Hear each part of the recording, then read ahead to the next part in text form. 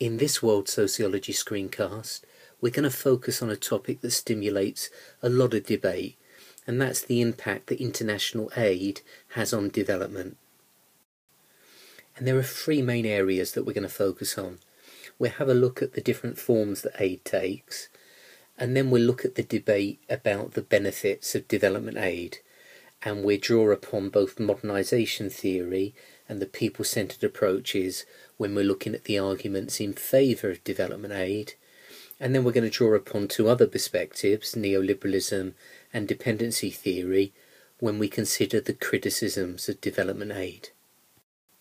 But let's begin with a bit of background information. So officially, aid is known as Overseas Development Assistance, or ODA, and it's a relatively recent phenomenon, born out of decolonisation and then the massive efforts to reconstruct Europe at the end of World War II. And for many people, the birth of international aid is linked to a famous speech given by the then US President, Harry Truman, who in 1949 said that for the first time in history, humanity possesses the knowledge and the skill to relieve the suffering of the half of the people living in conditions approaching misery. And after World War II, we see the creation of some really important transnational political organisations that have a key role to play in relation to multilateral aid.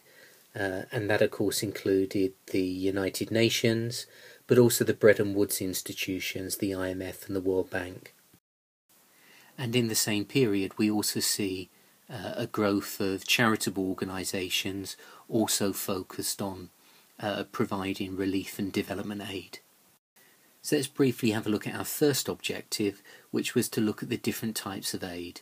And aid obviously can take many different forms, so it might be given as a gift, it might be given as a loan, it might include cash, or it might be equipment or resources. And aid is given by a range of different donors.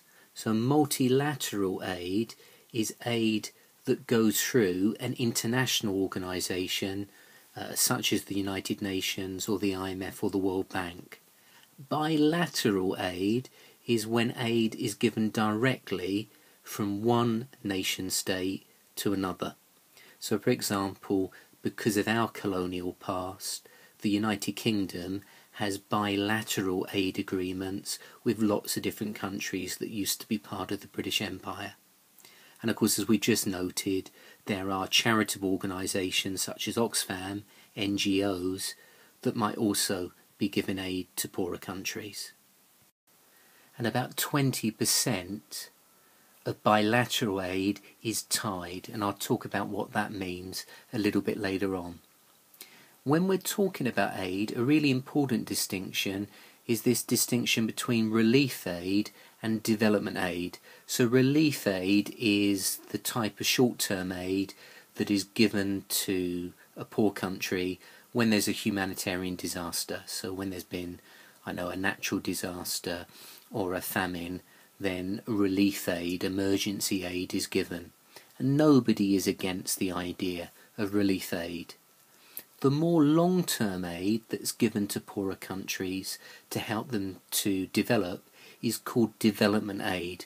And this is much more controversial. Not all sociologists are agreed about the benefits of this longer-term development aid. By the way, the quantity of aid given started to go into decline when the Cold War came to an end, and it fell to an all-time low in 2000.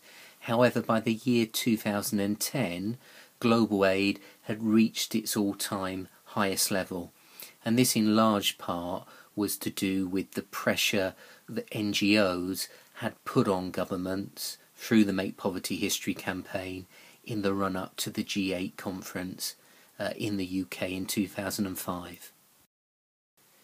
However, the United Nations recommends that richer countries spend 0.7% of their gross national product on overseas aid, and very few countries come anywhere near meeting that particular target. And one of the things that's happened since 2010 is actually the proportion of aid given as a percentage of GNP has started to go into decline a bit.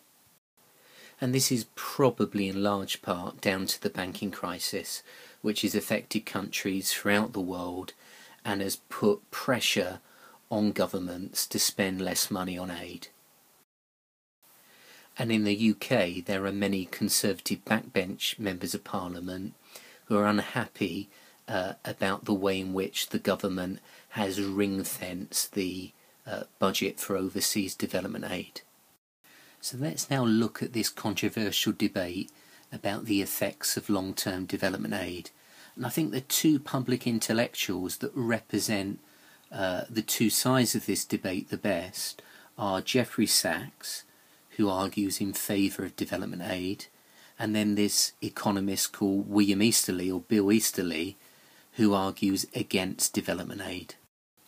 And in his famous book, The End of Poverty, Jeffrey Sachs argues that poor countries are poor because they are hot, they're infertile, they're malaria infested, they're often landlocked, and this creates a poverty trap that makes it very hard for those countries to be productive without a large investment to deal with these types of problems. So Jeffrey Sachs argues that poorer countries need aid to help them break out of their poverty trap. And Jeffrey Sachs argues that richer countries need to be doubling the amount of international aid that they're giving to poorer countries to help them overcome these barriers. And I think this makes Jeffrey Sachs quite similar to the modernisation theorist Walt Rostow, who at an earlier period in history also argued for a doubling in the amount of aid given to poorer countries to help them break out of their cycle of poverty. And the supporters of international aid, such as Jeffrey Sachs, would argue that some of the most tangible successes have been in the field of health, where aid that has gone into vaccinations has helped to eradicate smallpox and saved millions of lives by halving the number of deaths from measles. And Jeffrey Sachs says that for the first time in documented history, the number of children dying every year has fallen below 10 million, partly as a result of smart aid targeted at things like vaccinations, improved access to clean water, and improved sanitation. Also, the people-centred approaches that we've looked at in relation to the counter-industrial theories are also positive about certain types of aid. They would advocate aid for things like intermediate technologies, which is the main focus of this NGO, Practical Action, and also microcredit initiatives. But other writers have been much more critical about the effects of development aid, particularly Bill Easterly, who I mentioned earlier in this book, The White Man's Burden, and also Dambisa Moyo in her book Dead Aid. And the views, I think, of both Easterly and Moyo come closest to the neoliberal perspective. And these writers are sceptical of the view that aid can help with economic development. So, for example, in the introduction to Dead Aid, Dambisa Moyo argues that over $1 trillion has been pumped into Africa over the last 60 years, and there's been very little to show for it in terms of economic growth and development. In fact, Moyo argues that aid has actually been more harmful than beneficial. She argues that it's led to a situation of aid dependency, to the extent that aid makes up 13% of the average African country's GDP, and this, she argues, leads to more corruption, it makes Africans lazy, it leads to bloated, inefficient public sectors. And one of Moyo's main arguments is that aid leads to poor governance, because it removes the responsibility for third world governments to provide decent services to their people if those services are being provided through foreign aid. And we've often used Uganda as a case study during the World Sociology course. And it's interesting to note that as of last autumn, the UK government has announced that it's cutting all aid to the Ugandan government after an investigation into corruption. In addition to neoliberalism, the other theory that's been very critical of international aid, but for very different reasons, is dependency theory. And dependency theory argues that international aid is often used not for the purposes of development, but it's used as a political tool. So it's used to reward allies and to punish enemies and to bring neutral countries on side. And certainly during the Cold War era, lots and lots of evidence to back this up, that both America and the Soviet Union gave lots of aid to countries in the Third World that supported those nations during the Cold War. And you might recognise this image. This is a photograph of the United Nations Security Council. And there are 5 permanent members of the UN Security Council: the United Kingdom, the USA, France, China and Russia. And then the other members of the UN Security Council rotate. And there's lots of evidence that when a developing country becomes a non-permanent member of the UN Security Council, its aid from America increases by an average actually of 60%. So for example, in the build-up to the Iraq War, America was using aid as a way of encouraging poorer nations to support the American British-led invasion of Iraq. So dependency theorists are arguing that aid is often used for political reasons rather than reasons of development. The other problem with a lot of bilateral international aid, according to this perspective, is that it's tied. Tied aid is foreign aid that must be spent in the country providing the aid, the donor country.